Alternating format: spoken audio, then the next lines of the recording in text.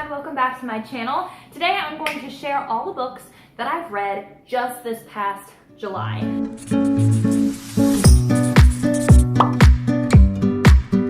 So I was able to finish 10 books and 1 novella in the month of July, so I was pretty proud of myself. I think that's why my goals for August are just so high, where I want to read 15, because I did so well in July. I just feel like I can push myself a little bit more. If you have not seen my video of my August TBR, I will have it linked above and down below. That way you guys can go check it out and see what I'm reading for August. Without further ado, let's go ahead and get into this video. So the first book that I read in July was Gather the Daughters by JENNIE MELAMED. I think that's how you say it. I don't know. I'm terrible at names. So this story is about this village where they procreate just together by themselves, and they just do really crazy things. They only allow a few people come from the outside, maybe once every few years, and so they only have this set amount of people, and the children are allowed to run free during the summer, and then once they hit puberty, they have to get married to the men that are on the island, and then you have to start having children. And I guess it's because of the inbreeding, they don't have very many healthy babies, so when there is a baby that's born that's healthy, a lot of rejoicing is happening. A lot of times women are having babies and they might die in childbirth, or the baby is a defect is what they call it. This story just goes through these daughters that are living different ages of their lives in this village, and just what they're being told. They're told that the outside world burned down, so they only know this village. They only know what it's like to be in this village and live these specific ways. And it is super crazy, because when the parents get to a certain age, I think it's only I don't know, 50 or something like that, then you have to drink the potion to kill yourself. That way there's never too many people in the village. It was a crazy read, and I really loved the whole story. I rated it 4 stars on Goodreads, but the only reason why I didn't rate it 5 is because the book kind of just ended. I didn't get any of my questions answered, and it didn't really tell you how the village came to be that way. So I was kind of disappointed in that storyline, because when I read books, I'm always reading to get to why is this all happening? What's going on? So I was a little disappointed in that, but I would definitely read more books by this author, because the story was just mind-blowing. Now, the second book that I read in July was Caraval by Stephanie Garber, and I had a lot of people tell me that this book was amazing, but I'm not a huge YA reader, so I was a little worried that my expectations were gonna be higher than what they were, but I really enjoyed this read. I gave it 5 stars because it was just super easy to read. It was very magical. I just loved it. The story is about these 2 sisters, and their father is abusive and they're trying to get away from him, and so they end up finding themselves in this caravel magical circus game type of thing, and they're trying to have the wish at the end, because they're going to wish for their lives to be amazing. The only problem though is this game, it's very hard to tell what things are real and what things aren't real, and so they did a really good job with that. The whole storytelling, the whole time I was oh my gosh, I think this is real, and then I'm no, it can't be. It was pretty crazy. So I would definitely recommend for anyone to read this book. I think a lot of people would enjoy it. I was really glad that I gave that book a chance, because it turned out to be one of my favorites. Now, the third book that I read in July was The Good Daughter by Karen Slaughter, and I gave this book a 4-star rating. It was very good. It had a lot of crime. There was definitely parts in there that were emotionally heavy, dealing with miscarriages. I do like Karen Slaughter's novels because they are so adult and heavy. They really are dealing with crazy topics, whereas when I read maybe a YA kind of thriller novel, it's just kind of very light, and I'm meh. I will have to say it wasn't my favorite of her novels. Her novel Pretty Girl was just way better. There were twists and turns all the time, whereas this Good Daughter, I felt like there were some slow parts or even parts in the book that I thought weren't really necessary to the story. So all in all, it was a pretty good book. I definitely would recommend it. If you have been wanting to read a Karen Slaughter book, I would definitely start out with Pretty Girls. Now the fourth book that I read was If There's No Tomorrow by Jennifer Armentrout. And I only gave this book a 2-star rating, not because it's a bad book, but just necessarily because it was not for me. I am 26 years old and I've never gone to high school or done that whole like be an immature teenager, I feel like. So I've never done like drunk driving. And so this book would be really good for maybe a teenager that is maybe 16 or 17 and is dealing with going to parties and whether or not they should drink and then get in cars with people that are also drinking.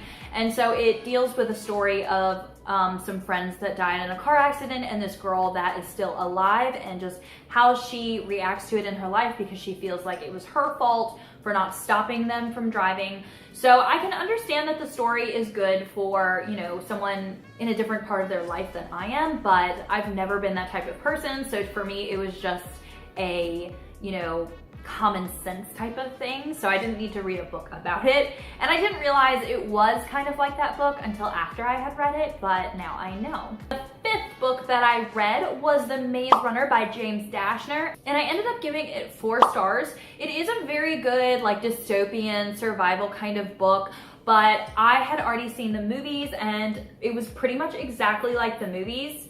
And then I ended up reading the next book as well, which I will talk about in a little bit, and it just wasn't doing it for me. It's about this like experiment that this laboratory is doing on all of these like boys that over the last 2 years they got dropped into this, in the middle of this maze area. So there's nowhere to go, there's no way to get out, and they just had to live like that for 2 years. New boys would be brought up with like supplies and stuff, but they had to go run the maze, which had these like crazy weird creatures in it, and you know, try and find a way out. And so it's just the story behind that, and it's pretty good. Like I feel like someone that's younger than me and definitely a boy would really like the story. The sixth book that I read was Legendary by Stephanie Garber, and I gave this one 4 stars. It just wasn't as magical as the first one. I felt like a lot of the story was kind of the same, or just the way it was written was the same as Carabelle. So a lot of the thrill just kind of wasn't there anymore since I already knew how the story kind of played out in her first book.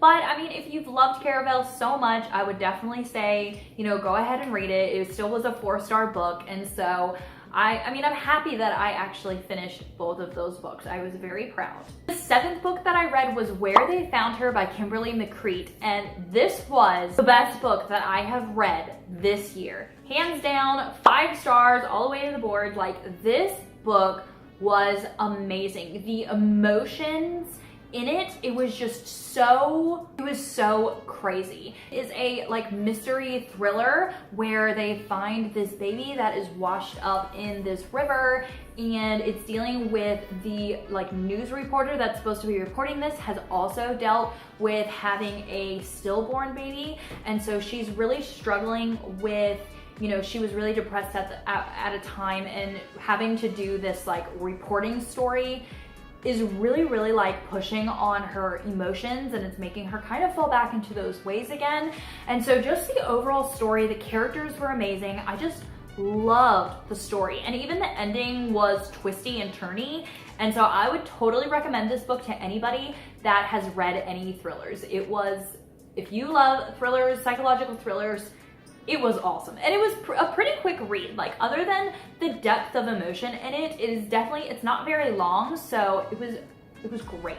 The 8th book that I read was Maybe Someday by Colleen Hoover, and because it's Colleen Hoover, it gets 5 stars because I love her books so much, and I think Maybe Someday is now my new favorite. November 9 is definitely high up on that list, but Maybe Someday was just amazing. The story dealt with this girl who finds out that her boyfriend is cheating on her, and she ends up moving into her like next door neighbor's house who is deaf and writes music, and he had asked her to write music for like the band, and she ends up starting to fall in love with him, and just Everything about it is just amazing because he already has a girlfriend and she doesn't want to be that girl because obviously her boyfriend just cheated on her.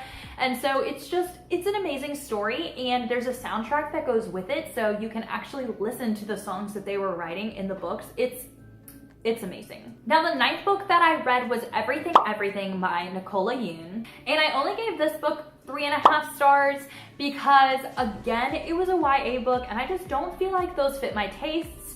The story was kind of intriguing, but it just didn't go into enough depth for me. But I feel like if you love YA, you would actually really, really love this book. A lot of people have rated it really high and they really, really love the story, but it just wasn't for me.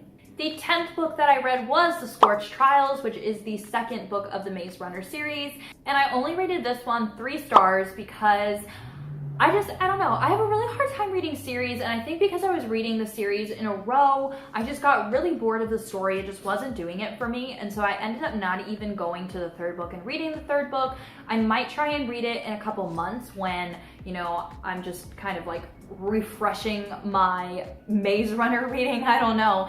I don't know. I was just tired of the story. So let me know in the comments if you read the whole Maze Runner series and if you liked the whole entire thing. That way I know if I should read the 3rd book. And then the last book that I read was actually just a novella, and it was Maybe Not. So it's technically the 1.5 novella of The Maybe Someday by Colleen Hoover.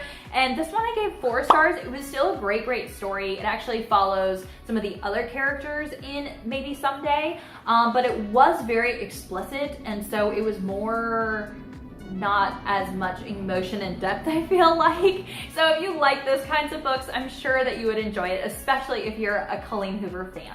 And that is it. That is all the books that I read in July. I hope that you enjoyed this video. Give it a thumbs up if you did, and I will see you in another video on my channel. Bye, guys.